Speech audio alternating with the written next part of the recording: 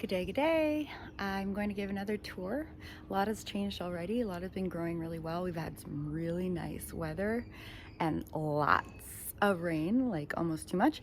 But then in true Ontario, or at least Eastern Ontario fashion, it's so hot and then randomly it gets cold again. So I had to cover my annuals that I just potted up last night because it went down to 7 degrees Celsius and they don't like that. So just some randomness. I do have a sweater on this morning, but it's actually getting hot enough that I'm probably gonna take it off soon. I think it's like going to 17 degrees today. So yeah, here's the update. We'll start with a pathway. I've got some phlox. Like creeping phlox looks so good. What a carpet. And then the Prima Angelina. And then this here is Cedar Maker. I was doing a really good combo. I got a couple hostas thrown in here. This one's really cool. Look at that. Lakeside Banana Bay, it says. And this one is August Moon, I believe. A couple of heucheras here. This is a blue sedum, which is really cool. I've got this false hydrangea that's climbing up the wall, but it's nowhere near as fast as this one, which has a bit of a grayer leaf to it. It kind of goes with this, which is a Japanese painted fern called Godzilla. It gets really big. My pulmonaria is about to finish. I did a really great job with pink purple. I think it's called Pretty in Pink. And I just tucked in, I think it's called Carousel heuchera right there. On the other side, oh yeah, an ostrich fern as well. We've got the ending of our Brennera, but it's still got those like kind of firework display of blue. So I'm just gonna keep it until all the blooms are gone, and then I'm gonna cut off the stems. I have some strawberries growing right here. They're definitely all, you know, beautiful and fast. And I really hope this takes. And also I put the fake berries at the bottom here so that the squirrels and birds are like, they try it out and they're like, oh, it's not real. I don't know if this is like, I'm just trying to work with psychology of animals, but whatever. This carpet here is flowering now. It's called Snow in Summer, and it's really aggressive, they say. I put it in here to spread so that I can grab it and put it where I need it to be, because I don't know if you know, but if you follow my channel, I do want all of my beds to be no soil. I don't want to see any soil in between the plants. I'm totally fine with that look, and it really suppresses the weeds, and that's what I love most about gardening, is like just the looking pretty and only a little bit of weeding. This heuchera almost died, but it's gonna survive just fine. It's just that it heaved out. I had a lot of heaving issues with our mild winter this year. This is a blackberry and it's called Baby Cakes. It's supposed to only grow, 4 by 4 feet, so it's supposed to stay small, and it's supposed to be ever-bearing. Now, I haven't seen much action on it in the last 2 years, but I'm gonna give it a third year try and see what happens. The problem I noticed this year in its third year is that it's suckering everywhere. So if you don't like suckering plants, I've been pulling them out, but I can't get the root. I'd have to like actually get the hori knife and like dig and cut through the roots, I guess. But I've been seeing them popping up boop, boop, boop, boop, boop, boop, boop, boop, everywhere around it, like up to 3 feet away. So I don't recommend, if unless it's gonna really be profuse berry making, I'm gonna get rid of it and put something else here that's just pretty. This is some delphiniums here. I've got 2 clematis and a climbing yellow rose that I'm hoping will keep growing and go across there. I have some dazzleberry sedum here and some gray sedum here that is starting to flower. Doesn't spread fast enough, this one's like overtaking it, but it is what it is. I have some speedwell over there that I also bought as a ground cover, and again, I'm just temporarily figuring out which ground cover works best in my garden, and that one is so chill, like it's just not spreading, but we'll see. I have to wait and see how it flowers. A little heuchera there that also was struggling. I've got some Asiatic lilies just dotted around that my mom gave me. They're just like orange, and I think this is phlox that was left over from transplant. because right behind it I put, what's it called, nepeta, like tall nepeta I got from a neighbor. There's some irises behind there. And I don't know if I love how empty this is, so I might, oh, it's not empty at all. See, it really messes with you when you get one of these hibiscus, right? Because they look dead for the longest time, but obviously it's sprouting. It's like this. Oh, guess what else is sprouting? This is a blackberry. I can't get any at the root, of course. Ugh. So yeah, Starry Night hibiscus will fill this whole area like huge, and I cut this back, so it works out nice. We've got a phlox, a heuchera, a fire tree thuja, arborvitae.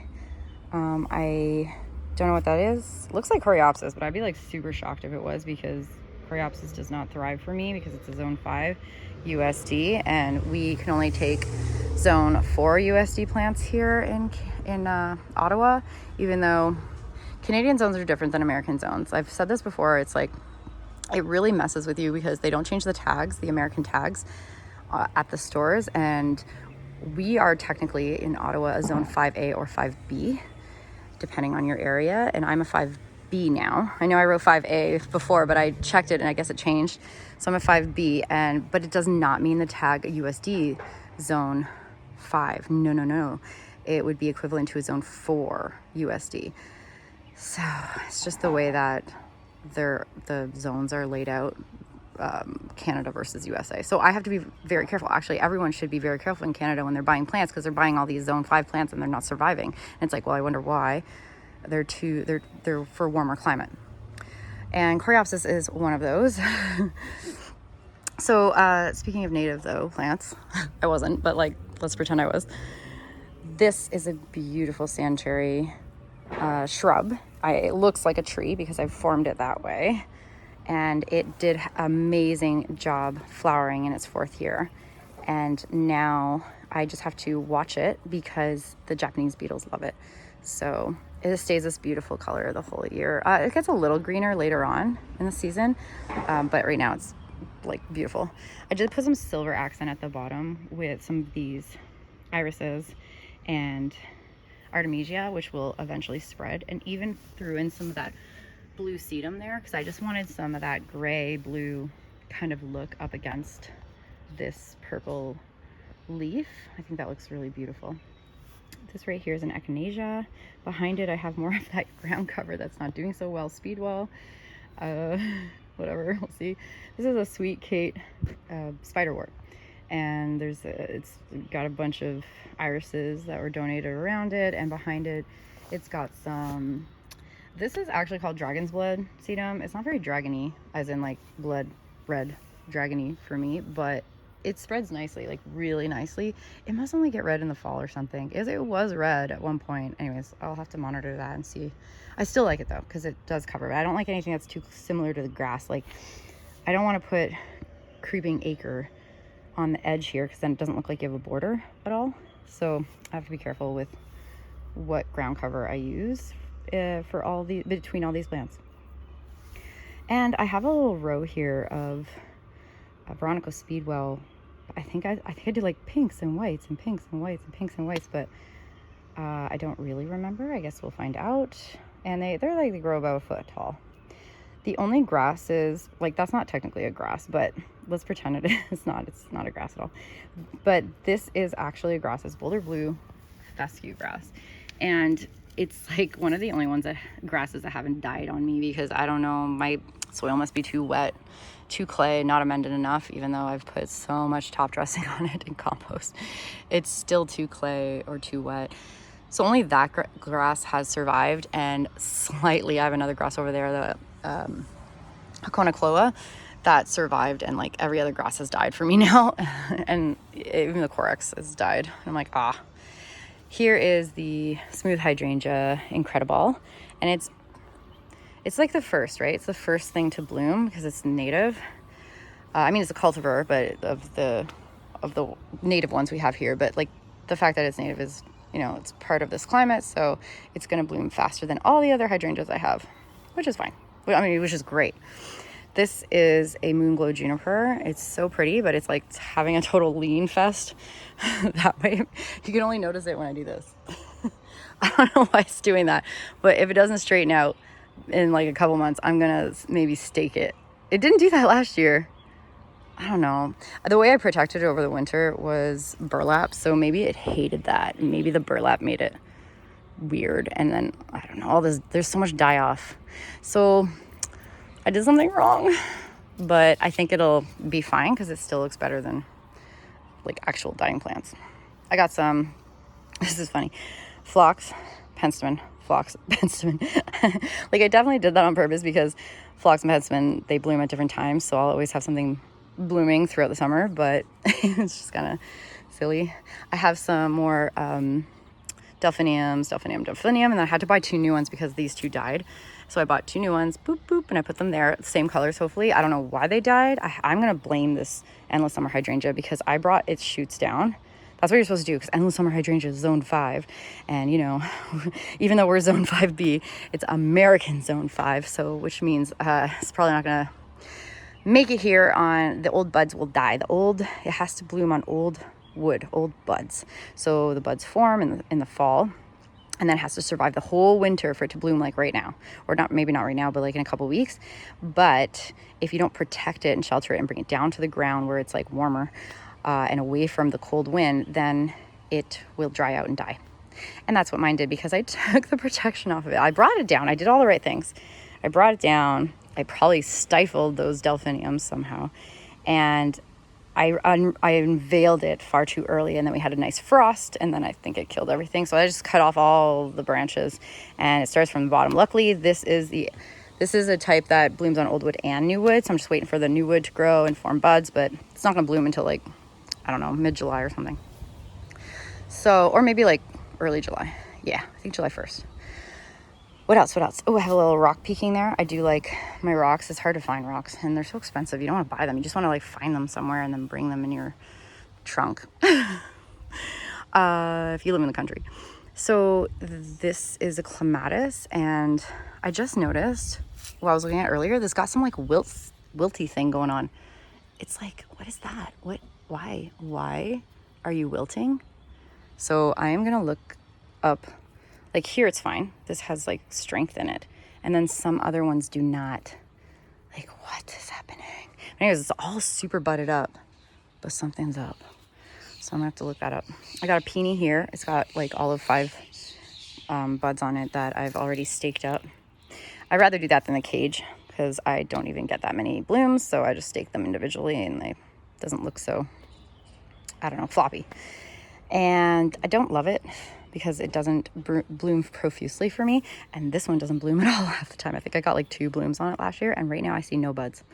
So these are probably going to come out. They were donated anyway, so I'm not too like nervous about getting rid of them. More delphiniums doing a lot better, and down here we have some more of that Veronica Speedwell, the grass. It's fine. This one was recently transplanted, so it might take a minute. I got some lemon frost violas doing okay. Can't believe I got a coreopsis surviving. A couple of monarda. This guy was heaving, but he'll survive. There's the conocloa grass. I have it covered because Coco likes to eat it. Oh, did I forget to mention all this like the pretty actual blooms? Yes. Irises are blooming right now, and these alliums. It's already kind of past their prime. They've been blooming for like a week and a half, I think, or 2 weeks. No, a week and a half. Because my last video, they were just budded up. But they're doing good. I'm going to collect the seeds and then put them on the other side because I only have 2 right there on that side. And so I'll see if, I don't know if I can see them, maybe. Over here, I've got some Artemisia, silver mound over here. You always have to pet it. It's very nice. Beautiful. Oh, so pretty. I love heuchera. This is a really gorgeous smoke bush. Coco, you're wearing your bark collar. And I put Some black-eyed Susans here. Euonymus winter creeper. This is Scarlet Monarda taking, oh no, Scarlet Monarda just there. This right here is white phlox, Admiral White. There's a little heuchera. I'll probably have to move over here because the phlox is taking over. I've got my limelight hydrangea. I've got this beautiful Abequa drinking gourd. It's so blue. A little bit of Lamian self-spreading here. This heuchera here. And this is, I actually don't know what this, it came with the house, but the different colors of these two, love that so much. I got some evening primrose that will be like yellow buttercups right there. Some ferns at the back and one little volunteer here. Some, purple. Oh, I thought they were yellow. Purple lilacs. I must have, not lilacs, purple irises. I must have moved them there. This is a echinacea, and it's got some funky looking leaves. It makes me think that it's going to have that problem again. I think this is the heuchera that I brought in, or that caught a bug. It's like a mite that goes into the rosetta and deforms it. And then the petals don't grow properly and the flower's all deformed. And it's like called rosetta mites. And I really don't want that to happen because it spreads to all of your echinacea and you have to actually garbage everything. So I don't know, but I couldn't find anywhere that like leaves like that prove it. But it's just what I witnessed myself. When I saw the leaves turn like that, then suddenly it had rosetta mites. I was like, I wonder if they're related. This is not a perennial. This is a coleus. It's an annual. I just had leftovers from when I was planting my basket in the front. And then here are some heucheras that it was heaving out of the ground. It was completely out. This is a nice, beautiful, big one. It was like huge right here last year, but it was heaving out and it almost died. So I took the only babies that were surviving and I just shoved them in here real quick. And I'm hoping, one or all three will take, and then I can distribute as needed. Like, it's supposed to fill the space. This is a Brunnera, but it's small leaf Brunnera, and it looks really cute right now, but it's scraggly after it blooms. So I will cut off the blooms and leave it short, like really short, because it just looks weird later. This is Northern Highlights Azalea. Cute, eh? Originally I bought Rosy Lights, not the highlights, but it's fine. Like, this is really pretty too. Rosy Lights just had like a kind of a peach pink color that I wanted in this corner, but hey, this pops and it's really unique with that yellow. It makes me think of eggs. Like Cadbury. Then I have just like a bunch of random stuff here. Some more black-eyed Susans and some more Monarda and this stuff. And yep, same old. Oh yeah, this is what I was going to talk about. Oh my goodness. Oh, that's the neighbor's dog. So this is a mandarin honeysuckle vine, and it is just needs training. That's all. It's just like it's coming out towards the sun, I think, this way instead of, I don't know, going towards the fence. So I will have to get some Velcro tabs and trade it against the fence, I guess. We got a little pulmonaria finishing up here. It's called Leopard. And this is such a beautiful shrub right here that kind of looks like a tree because I pruned the base of it down there so that I could have plants underneath. But it's called a dappled willow, and it's supposed to have pink tips, but I don't think it gets full sun here, so it just gets morning sun. So it's more of just this kind of ghosty pale, which I still love so much. And I will have a larger plant here. It's just I only just planted I split a piece of this what is this, stone crab, and it'll fill out bigger. And also this is Rudbeckia, and it's gonna like take a big impact in that spot. And this is Monarda, and so everything will eventually fill out in this space. It's just looking a little empty right now. I originally had echinacea here that was raspberry, I don't know, poff or something, and it just died. It did not like that spot. It didn't like any spot. I think I moved it like 4 times. I've got some columbine. I only had a tiny bit of columbine, and it really spreads, but it's so delicate that I don't mind it spread. And then I have a heucheras, and another one of those. And I have a cedar globe here. It's probably gonna, I don't know. No, I think it'll stay. It's just that this 9-bark, which is a ginger wine 9-bark, is so beautiful, but it's supposed to get like 6x6. We'll probably have to prune it. It only has 5 feet width here, not including that base. So it's just like, it can fill this area. I'll have to move the birds. I just have them leaning because of the windstorms. There is that beautiful speckled blue flowered Brennera. Oh, I didn't even say what kind of this one in particular, and the other was my first one, and then I split it into 4. It is Jack Frost Brennera. It's my favorite of the Brenneras. Over here I have a firelight hydrangea in a really wonky shape, but I don't care. I just wanted some height over here, and I got it like immediately. Scarlet Monarda. Back here we got some ferns, and there was only 1 fern there last year, or 2, and now look at it, it's so pretty. I love ferns in corners. That's where I love them. And then this is a Japanese painted fern, like the one I split and then brought over there in the pathway, and it's just such a different color that I love it. And then popping around these little petals here is woodland phlox, and I can't wait to get more of that spreading. A heuchera, some pansies or violas. This heuchera is so neat, eh? Look at that. It goes pretty much just yellow later, but right now with this red and the yellow veining, oh, it's so pretty. Oh, and that's more columbine. And the columbine I have, like, that I got from a friend, was actually this maroon color, but then I noticed last year that I had some that were like a different color, like a purple. I don't even know where it came from. I guess they pick up other, I don't know, seeds fly or something, and then you can easily pick them up from neighbors.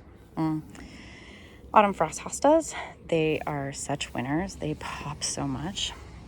Yes, I'm gonna paint that. It's just, I have a sliding door right here, and if I'm lazy, I slide it and it hits the side here and then it scrapes, but I'm supposed to like push it, and then yeah, I have to do that. And then the winter finally killed my wooden planter right there, so I will have to replace that. This is a mountain boxwood.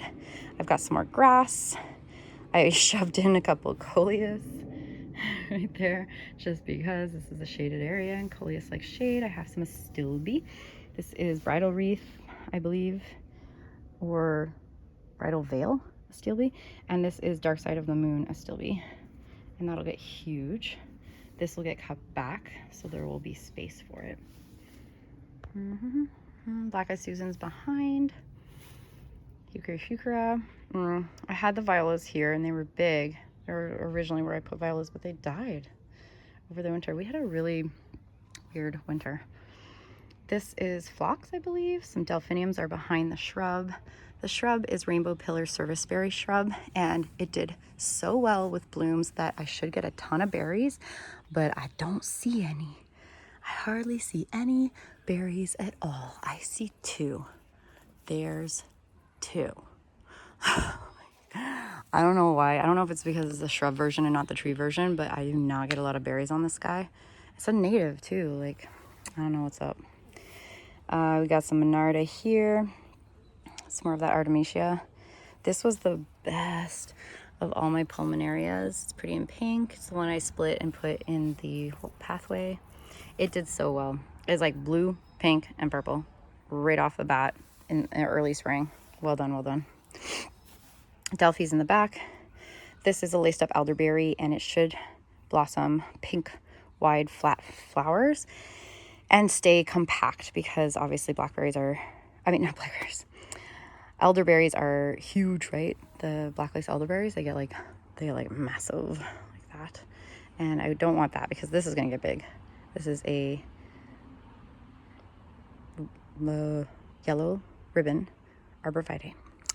And there's some phlox in front of it, and there's some salvia here, purple salvia, and a little bit of, irises and lilies behind there. I just have the leaves left over here from the daffodils, but they can cut back whenever they're done gathering energy for next year's bulbs. Here I have a blue star juniper, and it's finally getting some height because it was like so stuck to the ground years past. Here's my heuchera that heaved out of the ground and almost died. I did have something die over there. It was the silly coreopsis that I thought could survive. Oh, and I do have echinacea there that's also not thriving. This area is so tricky. It's got like slugs or bugs or something too that likes to eat everything. Only the phlox does well here. I'm trying another echinacea because the echinacea blooms after the phlox, right? So I do like to dabble with a few things. Oh, this guy split finally. Oh, he's done. I'm just gonna keep him until he literally falls apart. Another. Oh, so pretty. Do these smell? Oh, they smell so good. Yeah, they smell like lilacs. Oh my god. Oh my god, they smell so nice. Okay, yeah, definitely want more of these. It's like almost overpowering how the lilac smell is, and I'll show you why, because the showstopper lilac is at the end of this video. So if you've held on for the last 7 minutes, hold on a little bit longer. I'm almost done, and I have a beautiful lilac tree to show you. This is a hydrangea pinky winky. Back here, almost died. Couldn't believe it. Shasta daisy. Oh, buddy, Coco, what's the matter? Did you hear another animal? Yeah.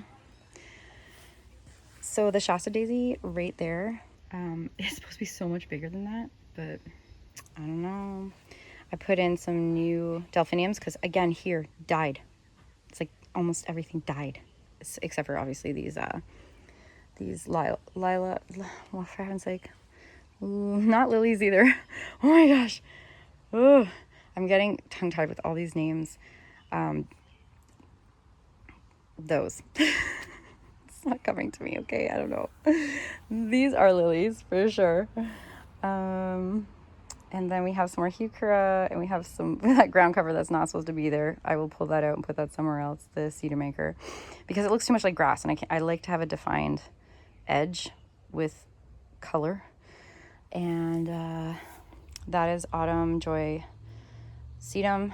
This is a little angel 9 bark. It will go bright red in the middle of the summer, and it looks like, oh no, what's that voice of powdery mildew already?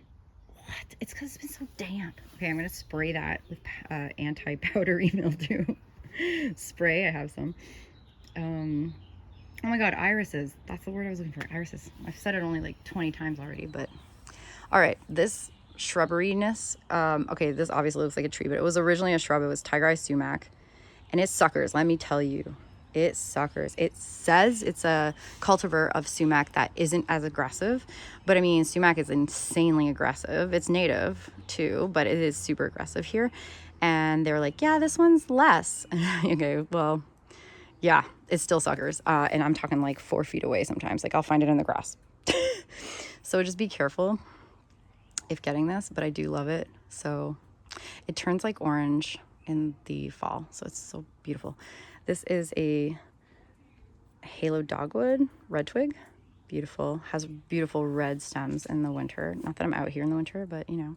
And this backdrop here is the Zephyrin Druin climbing rose, and it's 3rd year, and it's really supposed to do magic this year because I only got like 4 blooms last year, and I was not impressed for, you know, the spikiness that it is, right? A rose, you're getting a rose for the blooms, for the almost entire season blooms.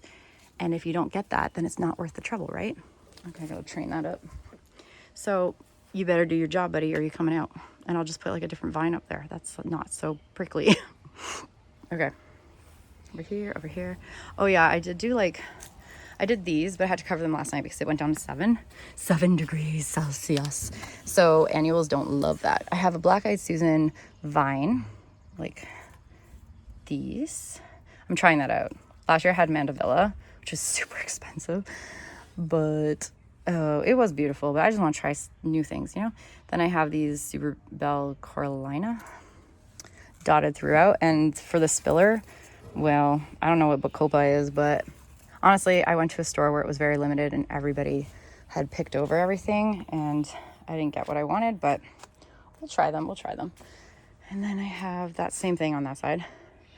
we'll see how they do. Okay. Now here is what I was talking about. This lilac tree that I definitely had to stake up because it's so packed with lilacs. It's called a bloomerang standard lilac. Standard meaning it's on grafted onto a tree form, and you can kind of see where the grafting happened right there. And it just, I don't know if I just didn't plant it correctly, but it always wants to lean that way. And one winter there was so much snow on it that it actually bent completely upside down. And I thought it was gonna snap, but it didn't.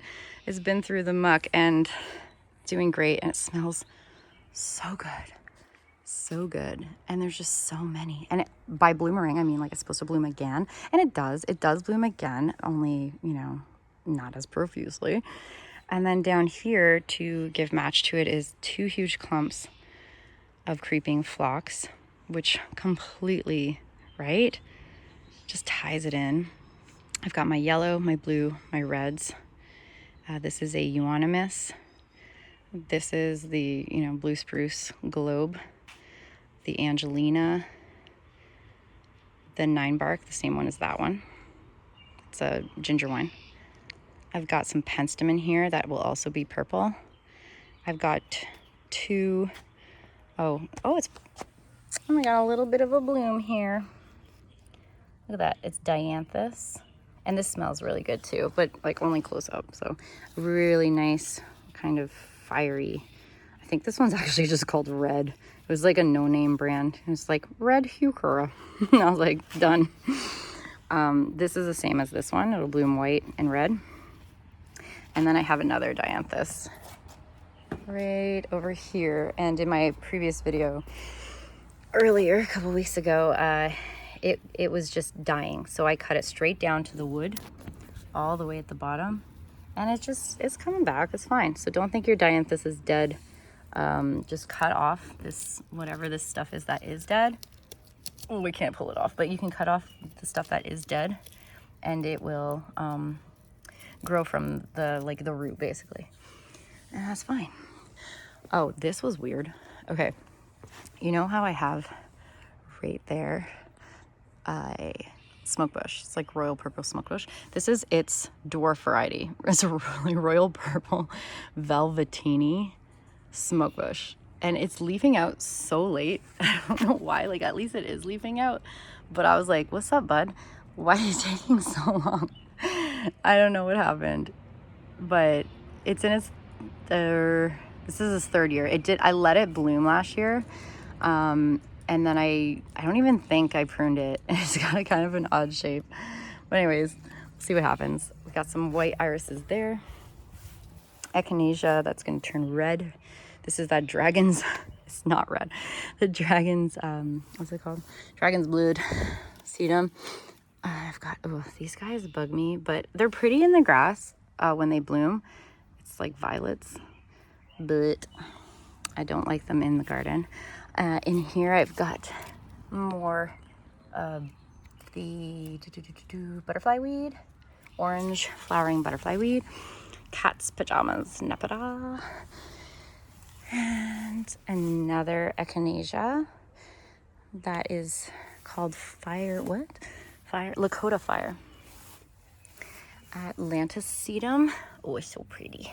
This splits though later on, so I don't know if I'm supposed to do a Chelsea chop on it, but it got real leggy last year in this spot. And oh, this was just crocus, leftover leaves, just waiting for it to die out. Some grass in between.